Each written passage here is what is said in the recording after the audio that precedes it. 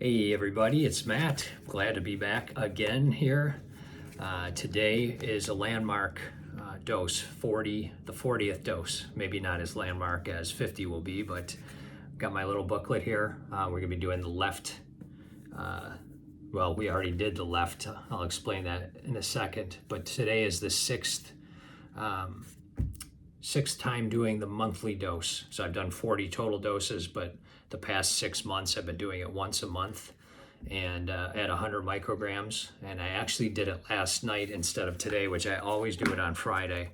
But I'm going to be traveling this weekend and didn't want to have to deal with it, like traveling with it, bringing it tonight, trying to figure out how to, dispose of or bring the, used syringe back and everything. So I'm not advocating that you do that. I made the personal decision last night. You can always should talk to your care team about that. But I figured that I'm on the monthly dose, and I was only doing it. I did it last night around 9:30, and I was going to do it this morning versus how I always do it in the evenings, which I do recommend. I think doing it in the evenings is great. Then you sleep through some of it.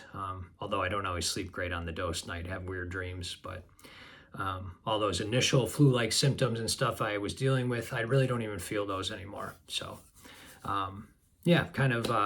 just excited to be here. I had a million things I wanted to talk to you guys about over the month. And then it always comes down to, is that useful? Is that relevant to PV? But yeah, the month goes so quickly. So it's kind of wild. I'll touch more on this on another video, but I'm excited because there's some potential news. One thing I don't really talk about. First off, 1 month, again, I did the dose last night. Really pretty good month. For the past 6 months, I have had no side effects from Bezremi that I'm aware of. The only thing that I have, and I don't usually talk much about this, I do have some stomach issues. I've been dealing with that since the very beginning, even prior to that. And that, I think, mostly, I don't think the Bezremi helps that, but I don't think it's really the Bezremi. I think it's the portal vein thrombosis. It was the event that the Polycythemia Vera caused, and I had that complete, I think occlusion, that they call it. My portal vein, my splenic vein, and mesocentric vein are all blocked. November 2024, I'd gone down a road seeing specialists, figuring out, because I was having a lot of side effects, couldn't tell if it was Bezremi, portal vein thrombosis, combination of the medicine and my liver and all those things. So November 2024, we went down this road of, what can we do? Can we do anything? I didn't even know there really was a lot of options. I was just I wasn't feeling great, and I was just I wasn't advocating for myself. Probably or aware enough. But something jogged my mind this week, and I'll explain that again in another video. But I was like, you know what? Maybe there is something they could do. Because in November 2024, they said, hey, you have collateral veins, these little veins, basically those portal vein, splenic vein, mesocentric vein, whatever it is like a main highway. And once those are blocked, I've created all these little side streets. So they're doing the job, but they're certainly not efficient. I think that explains why I get lightheadedness. Sometimes that could be thick blood, but I think my numbers are pretty good, and Bezremi's doing what it is. So now I'm kind of backtracking, thinking, you know what, I gotta take care of the problem here. So I reached out to my care team Monday night. They responded Tuesday morning. And again, we'll talk about that conversation. It was really just something. It was really cool. It kind of was like, there was nothing we can do. Wait a second, let me get back to you. And then all of a sudden, something's going on. I wasn't going to even mention it, but I got a phone call this morning from an interventional radiologist that is looking at my case. So we talk on March 19th. I get my next blood work for the Polycythemia Vera Bezremi checkup in April, as I mentioned, I think, in the last video. But so March 19th will be a conversation to see if I'm a candidate to move forward to potentially open up those passages. And I didn't even think it was ever going to be a possibility. So It's a big year, and I'm really excited about that potential opportunity. I got to stay grounded. If I'm not a candidate, I'm doing good. But I think those stomach issues that I'm having could certainly be helped or resolved. Yeah.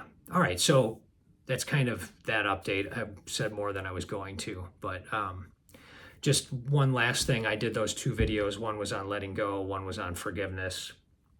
Just trying to keep our mental health in check. I think it's important. I'm not a therapist. These are just little things that I think sometimes we don't think about that. You know, you feel bad, it's physical. Obviously it plays into your mental, but like how do you try to fix that? And I don't have the answers, but I wrote up again a little script just to kind of keep us thinking about that. This is the 3rd video. I did the forgiveness, letting go.